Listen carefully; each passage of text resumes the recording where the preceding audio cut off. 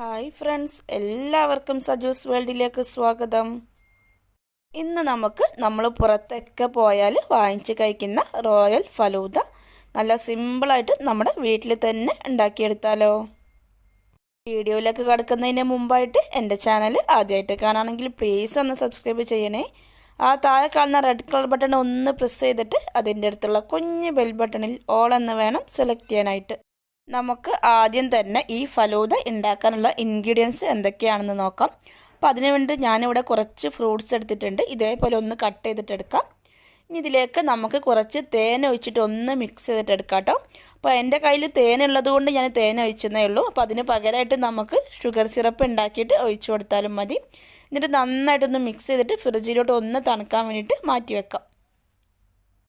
ഇനി ഞാനിവിടെ കുറച്ച് സബ്ജ സീഡ് എടുത്തിട്ടുണ്ട്. അപ്പോൾ അത് നമുക്ക് ഇങ്ങനെ തന്നെ വാങ്ങിക്കാൻ കിട്ടുന്നതാണ്. അപ്പോൾ നമുക്കിതൊന്ന് വെള്ളത്തിൽ കുതിർത്ത് വെക്കാം. കുറച്ച് ടൈം ഒന്ന് വെച്ച് കഴിഞ്ഞാൽ നന്നായിട്ടൊന്ന് കുതിർന്ന് വരും. ഇനി ഇതിലേക്ക് ഞാൻ കുറച്ച് സേമിയ വേവിച്ചെടുത്തിട്ടുണ്ട്. അപ്പോൾ നമുക്ക് ഫലൂദയുടെ സേമിയ തന്നെ വാങ്ങിക്കാൻ കിട്ടും കേട്ടോ. അപ്പോൾ അതെടുക്കുകയാണെങ്കിൽ അങ്ങനെ എടുക്കാം. അല്ലെങ്കിൽ നമ്മുടെ നോർമൽ സേമിയ കുറച്ച് വെള്ളത്തിൽ പഞ്ചസാര ഇട്ടിട്ട് നന്നായിട്ടൊന്ന് വേവിച്ചിട്ടെടുക്കാം. അല്പം ഒരു നുള്ളു ഉപ്പും കൂടി ചേർത്ത് കൊടുക്കണം കേട്ടോ. ഇനി ഞാനിവിടെ കുറച്ച് ടൂട്ടി ഫ്രൂട്ടി എടുത്തിട്ടുണ്ട്. അപ്പോൾ അതിന് പകരമായിട്ട് നമുക്ക് ജെല്ലെടുക്കുകയാണെങ്കിൽ അതെടുത്താലും മതി കേട്ടോ. ഇതിലേതെങ്കിലും ഒന്നെടുക്കാം. ഇനി ഇതിലേക്ക് നമുക്ക് കുറച്ച് റോസ് സിറപ്പും കൂടി വേണം. അപ്പോൾ അതും നമുക്ക് ഇതേപോലെ വാങ്ങിക്കാൻ വേണ്ടിയിട്ട് കിട്ടും. ഞാനിവിടെ കുറച്ച് നട്ട്സ് എടുത്തിട്ടുണ്ട്. അപ്പോൾ നിങ്ങൾക്ക് ഏത് വേണമെങ്കിലും എടുക്കാം കേട്ടോ. ഞാനിവിടെ കുറച്ച് ബദവും അണ്ടിപ്പരിപ്പും ഒന്നിങ്ങനെ ക്രഷ് ചെയ്തിട്ട് എടുത്തതാണ്. ഇനി നമുക്കിതിലേക്ക് ഏകദേശം ഒരു അര ഗ്ലാസ് റോസ് മിൽക്കും കൂടി വേണം. അപ്പോൾ ഇത്ര ഇൻഗ്രീഡിയൻസ് മാത്രം മതി.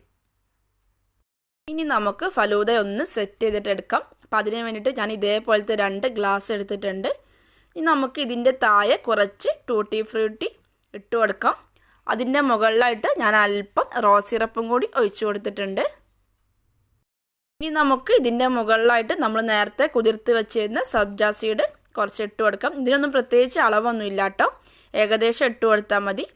ഇനി അതിൻ്റെ മുകളിലേക്ക് നമ്മൾ വേവിച്ച് വെച്ചിരുന്ന സേമിയ കൂടി ഇട്ട് കൊടുക്കുന്നുണ്ട്.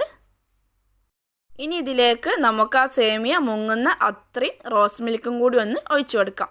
നല്ല തണുത്ത റോസ് മിൽക്ക് തന്നെ ഒഴിച്ചു കൊടുക്കാം കേട്ടോ. ഫ്രിഡ്ജിൽ വെച്ചിട്ട് നന്നായിട്ടൊന്ന് തണുപ്പിച്ചെടുക്കാം. ഇനി ഇതിൻ്റെ മുകളിലേക്ക് നമ്മൾ ഫ്രൂട്ട്സ് വെച്ച് കൊടുക്കാൻ വേണ്ടിയിട്ട് പോവാണ്.